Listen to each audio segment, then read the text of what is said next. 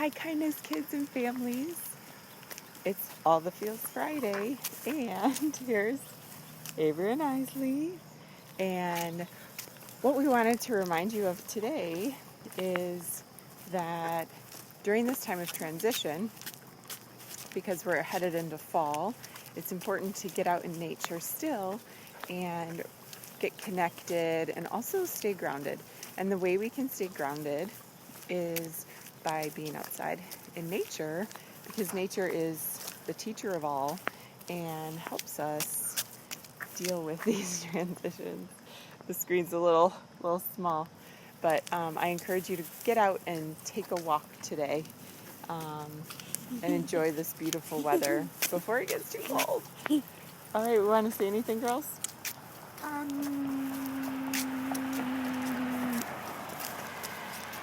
No? That's okay. Do you want to say anything, Isley?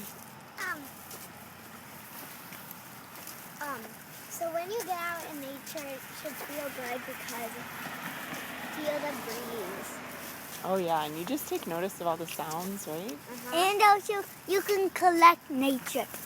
Yeah, you can collect leaves. And Corsi's here. All right. We hope you have a wonderful day. Bye. Bye.